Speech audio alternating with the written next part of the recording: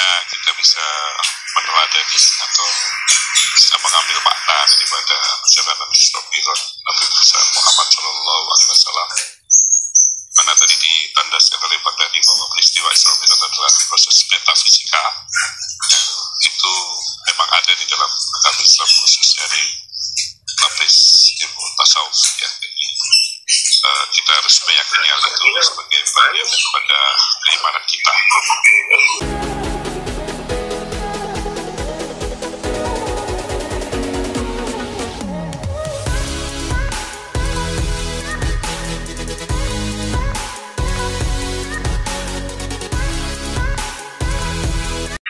Rasulullah, kita kembali Rasulullah secara sadar ya melaksanakan perjalanan itu. Pertama kali Rasulullah menuju Masjidil Aqsa dengan singgah di 5 tempat. Setiap perjalanan berhenti sejenak melaksanakan sholat sunnah. Ketika sampai di kota Madinah, maka Rasulullah diberitahu Jibril bahwa inilah kelak nanti Rasulullah akan berhijrah kota ini. Itu sudah peristiwa, itu sudah sesuatu yang metafisik banget tadi saya bilang. Kenapa? Sesuatu yang akan terjadi nanti disampaikan oleh Jibril. Ya, kemudian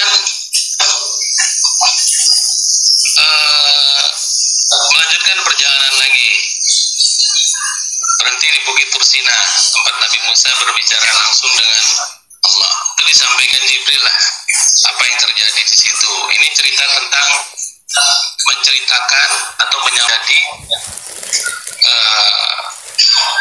peristiwa yang dialami oleh Nabi-Nabi sebelumnya. Oke. Kemudian yang berikutnya beliau ke Baitullah, tempat Nabi Isa lahir.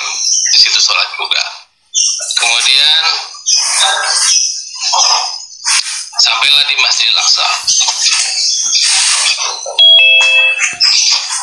Dalam perjalanan itu Rasulullah disuguhi dua buah gelas yang berisi susu dan arak. Nabi Muhammad mengambil gelas yang berisi susu, kemudian malaikat Jibril mengucapkan selamat kepada Rasulullah karena beliau memilih yang baik bagi dirinya dan umatnya. Lihat ya, ini ada poinnya di sini. Dalam proses metafisik itu, dalam proses perjalanan yang udah jelas tadi ada unsur Allah Subhanahu Wa Taala, ada Rasulullah, ada Jibril, ada Burak, dan Rasulullah adalah orang yang memang dipilih oleh Allah, tetapi tetap diberikan sebuah ujian, diberikan pilihan susu dan arak. Tetap ada ujian oleh Allah. Artinya apa? Di dalam dimensi ketuhanan, di dalam dimensi kerohanian, ujian-ujian dari Allah itu tetap saja datang, dan bahkan lebih banyak, lebih terasa, lebih nyata di dalam dimensi itu. Nah, saya keluar sedikit. Kita sebagai pengamal tarekat Naqsabandiyah Al-Khalidiyah, murid-murid yang mulia Ayahanda Guru, yang mulia Buya Iskandar, yang mulia Abu Dun, yang mulia Buya Farki, selalu dipesankan oleh para mursyid kita, jaga amal, jaga zikir, laksanakanlah muroman, laksanakanlah yang menjadi memang amalan kita. Kenapa? Karena memang godaan setan, ujian daripada Allah Subhanahu Wa Taala itu terus menerus akan diuji untuk membuktikan bahwa kita orang yang beriman, orang yang bertakwa, bahwa kita berpegang teguh kepada guru kita, kepada mursyid kita, itu diuji terus. Ya, apa yang terjadi dengan yayasan tahun 2018 itu adalah ujian untuk jemaah umat tarekat Naqsabandiyah Al-Khalidiyah Ayahanda Guru. Ujian semua. Apakah kita yang tinggal sekarang ini sudah hasil penyaringan yang terbaik? Rasanya belum tentu juga. Rasanya kita akan terus selalu diuji.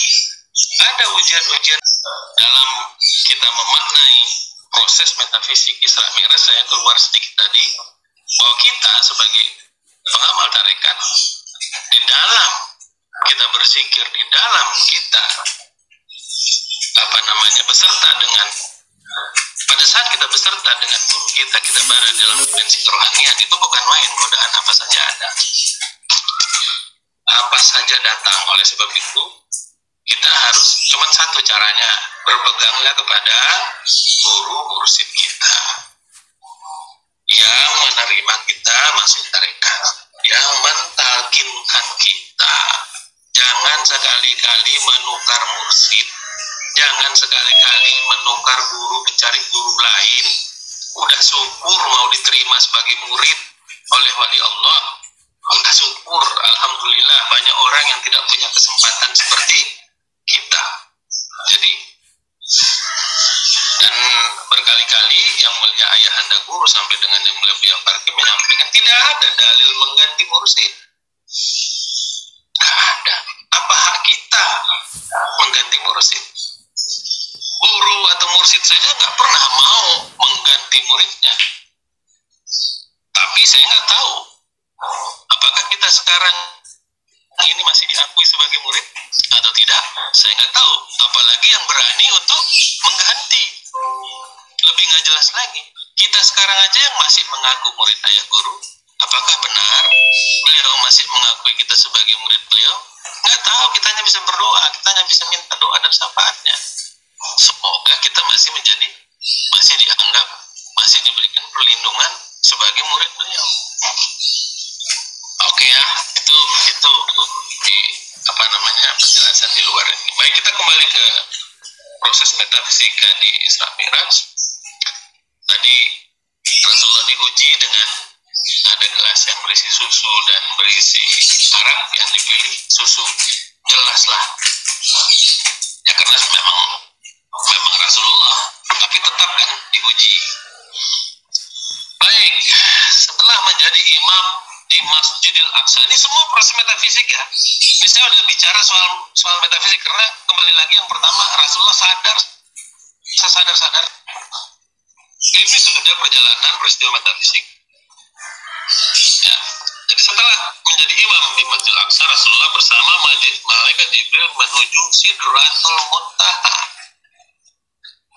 Dalam perjalanan menuju Sidratul Muntaha, Rasulullah dan malaikat Jibril singgah di tujuh lapis langit. Satu, langit pertama, Rasulullah bertemu dengan Nabi Adam alaihissalam. Di sini ada diceritakan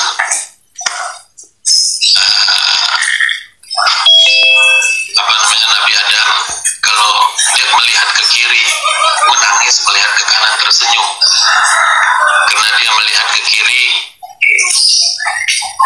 banyak keturunannya yang berada di neraka. Begitu dia lihat ke kanan, ada yang berada di surga, tapi karena ada yang berada di neraka, sedih dan nangis dia. Nah, itu disampaikan kepada Rasulullah. Dan dalam pertemuan itu Nabi Adam sendiri juga meminta didoakan oleh Rasulullah supaya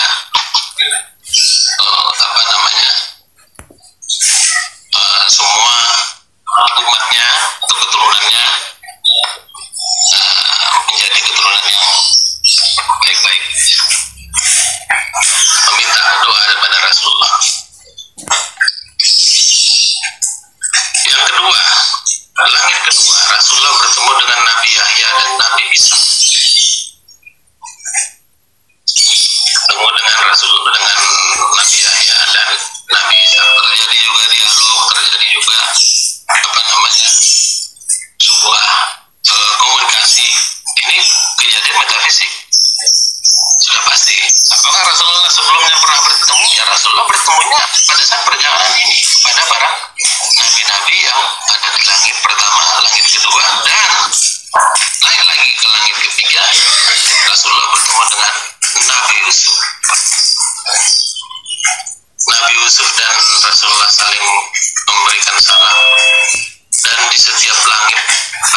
Nabi tersebut meminta doa dan syafaat daripada Rasulullah. Demikianlah hebatnya Rasulullah, demikianlah Rasulullah ini sosok yang luar biasa, terpilihnya luar biasa, sempurnanya di dunia dan akhirat, sehingga para nabi-nabi terdahulu pun sudah tahu bahwa Rasulullah ini adalah penghulu para nabi dan rasul. Langit keempat bertemu dengan Nabi Idris. Langit kelima bertemu dengan Nabi Harun. Naik langit keenam bertemu dengan Nabi Musa. Langit ketujuh yang terakhir bertemu dengan Nabi Ibrahim. Di lapis ketujuh ini Rasulullah diajak ke Baitul Maqmur untuk melaksanakan tawaf. Rasulullah bertemu dengan Nabi Ibrahim. Dilihat Nabi Ibrahim sedang duduk menjaga Baitul Maqmur, itu di mana seluruh malaikat di situ bertawaf menyembah Allah. Dan Baitul Maqmur itu kotanya tempatnya luas sekali, dan ini adalah kembali lagi adalah sebuah peristiwa dan lokasi dan tempat kejadian di mana memang itu hanya bisa dilihat, dirasakan secara